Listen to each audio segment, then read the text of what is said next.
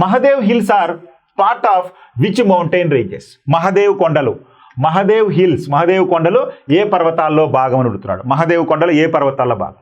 వింధ్య పర్వతాలు, ఈస్టర్న్ ఘాట్స్, సాత్పురా పర్వతాలు, వెస్టర్న్ ఘాట్స్.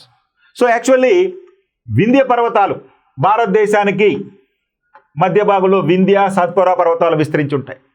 అదేవిధంగా పశ్చిమ కనుమలు, తూర్పు కనుమలు ఈ విధంగా విస్తరించి ఉంటాయి. పశ్చిమ కనుమలు తీసుకుంటే నిరాఘాటంగా 1600 కిలోమీటర్లు విస్తరించి ఉంటాయి. కానీ పాల్ఘాట్ గ్యాప్ తర్వాత మనకి పశ్చిమ కనుమల్లో అన్నామలై కొండలని, పళని కొండలని, యాలుక కొండలని విభజించబడి ఉంటాయి. అదే తూర్పు కనుమలు తీసుకుంటే కనుక ఇక చాలా భాగాలు అంటే మహేంద్రగిరిలని, అదేవిధంగా మన ఆంధ్రప్రదేశ్లో తీసుకుంటే శేషాచలం కొండలు, ఎర్రమల, నల్లమల తెలంగాణ ప్రాంతంలో ఇట్లా అనేక పేర్లతోటి పిలువబడుతూ ఉంటాయి.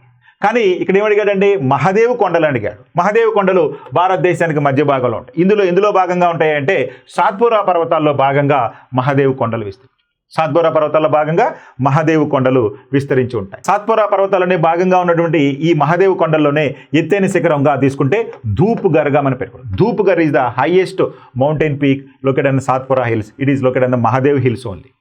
ఓకే, కాబట్టి సాత్పురా పర్వతాల్లో ఎత్తైన శిఖరం ఈ యొక్క ధూప్ఘర్, అది మహదేవ్ కొండల్లోనే ఉంటుంది. ఓకే.